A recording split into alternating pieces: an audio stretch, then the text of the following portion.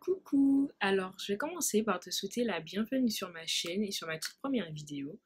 Je m'appelle Romane, j'ai 18 ans et je suis passionnée par les cheveux crépus et naturels et tout ce qui tourne autour. C'est pour ça que je suis là d'ailleurs.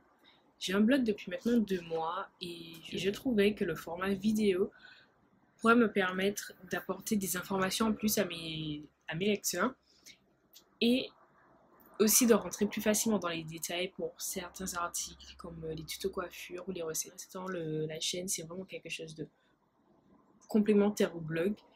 Par contre, dessus, tu peux me retrouver tous les mercredis et samedis à 14h30. Donc voilà, j'espère que ma première vidéo te plaira et j'espère te revoir très bientôt sur ma chaîne. Alors aujourd'hui, j'ai décidé de te parler du matériel que je juge nécessaire, obligatoire, lorsque tu commences ton expérience capillaire. Donc premièrement, je vais commencer par te parler du Vapo. Donc le Vapo, c'est quoi? Le Vapo, c'est ce petit truc-là. C'est un vaporisateur en fait, que tu vas remplir d'eau, premièrement. Après, tu pourras ajouter d'autres ingrédients, mais on verra ça plus tard. Et en fait, tu vas l'utiliser pour t'hydrater les cheveux. Petite parenthèse, on hydrate les cheveux qu'avec de l'eau.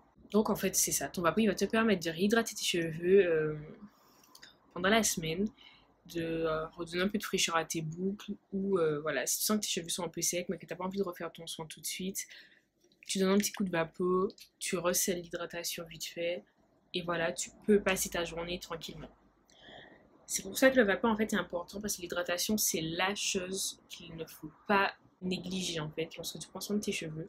Ensuite, je vais te parler d'un outil qui est d'après moi facultatif, puisque certaines personnes arrivent à s'en passer, mais que moi j'utilise et qui est quand même important. Donc là, en l'occurrence, je te parle d'outils démêloirs, donc une brosse, comme la Tangle Teezer ou la Denman Wash. Ça pourra être aussi un peigne ou tes doigts, comme je te l'ai dit. En quoi c'est important?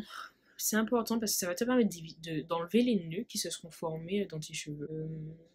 Et d'enlever les cheveux morts. Il faut savoir qu'on perd environ 100 cheveux par jour. Voilà. Tu peux aussi utiliser tes doigts. C'est une technique que je n'utilise pas plus que ça, parce que tout simplement, lorsque j'ai commencé à vraiment m'occuper de mes cheveux, ils étaient déjà longs. Enfin, j'ai jamais big cheveux ou quoi. Et en plus de ça, je n'ai pas connu la méthode tout de suite, franchement. J'ai porté mon dévolu sur la Tangle Teezer et la Denman Wash, qui sont pour moi super bien, qui démêlent très bien, qui définissent bien les boucles et qui n'agressent pas le cheveu ni le cuir chevelu. Ce que je vais te préciser pour le moment, c'est qu'il ne faut surtout pas démêler tes cheveux à sec. Donc, par exemple, au milieu de la semaine, tu veux te démêler les cheveux, tu utilises ton Vapo pour hydrater tes cheveux et pour limiter les frictions causées par le passage de l'outil en fait, et pour diminuer la casse. Donc. Le dernier outil dont je vais te parler, c'est un tissu, donc du satin ou de la soie. Le satin ou la soie, donc tu vas l'utiliser soit sous forme de foulard, donc comme là, on va l'attacher. Sous forme de foulard, tu vas l'utiliser pour attacher tes cheveux le soir pour aller dormir. Sous forme de bonnet, voilà, comme ici. L'élastique c'est distendu, hein, mais voilà. Pareil, c'est le même principe. Je trouve ça moins pratique par contre que le foulard, parce que si on est coiffé en puff comme moi par exemple, le bonnet il prend pas toute la tête, alors que le foulard c'est beaucoup plus facile de l'adapter. Et du coup, ça va te permettre de conserver l'hydratation de tes cheveux, parce que le coton en fait, ça absorbe énormément l'eau ou la nutrition que tu as apportée à tes cheveux, et du coup c'est le meilleur moyen de se retrouver avec des cheveux secs, cassants, et même de les fragiliser à cause de la friction due à l'oreiller lorsque tu vas dormir en fait. Le satin ou la soie n'ont pas cette propriété absorbante, et du coup ça va permettre de protéger ton cheveu tout simplement. Si tu ne veux pas acheter un foulard en soie comme celui que j'ai te montré précédemment, tu peux acheter du tissu en mercerie en fait. Donc, comme là,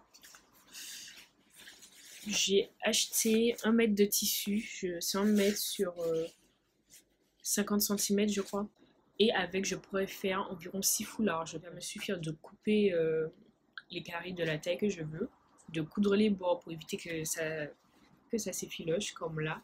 Et voilà, j'aurai un stock de foulards jusqu'à dans 2 ou 3 ans. Voilà, je t'ai présenté tous les outils qui sont pour moi nécessaires. Maintenant, je vais passer au deux seuls produits que tu devras avoir pour moi, en tout cas pour commencer. Après, au fur et à mesure, là je pense notamment à si tu viens de Big Shopper, au fur et à mesure tu pourras intégrer des produits à ta routine, en découvrir de nouveaux, voir ce que tu préfères, etc.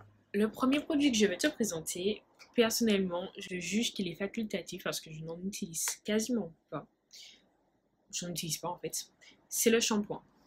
Donc, ne fais pas attention aux peaux parce que là, c'est un savon en fait que j'ai fait fondre et que j'utilise pour me laver les cheveux. Donc, c'est du savon noir, mais on va dire que c'est du shampoing. C'est ce que j'utilise pour me laver les cheveux. Pourquoi le savon noir? Tout simplement parce que c'est beaucoup plus naturel que les savons qu'on pourra trouver en grande surface ou même dans magasins spécialisés. En plus, il est souvent composé de miel ou d'autres huiles, ce qui est excellent pour les cheveux. D'ailleurs, j'ai essayé pendant un mois de réintégrer le lavage à ma routine et au début, mes cheveux ont tout simplement adoré, tout simplement parce que le savon noir, c'était comme un petit soin que je rajoutais. Bien que sur le long terme, ben, mes cheveux n'ont pas apprécié. Donc, de toute façon, j'ai arrêté à nouveau. Mais voilà, le savon noir, je trouve que c'est la meilleure alternative si tu veux te laver les cheveux, mais que tu ne veux pas trop les adresser. Pour finir, là, c'est au choix. Donc, une huile ou un beurre. Comment choisir? Alors, ça dépendra de tes cheveux et de toi.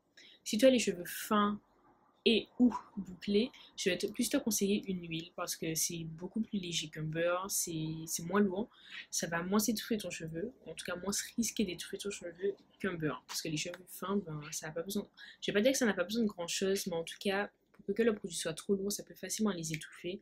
Et à ce moment-là, ton cheveu, il est mal. Et le beurre, je le conseille plus pour les cheveux crépus ou épais. Parce que ben, c'est plus costaud, les cheveux crépus en général, ils manquent profondément d'hydratation.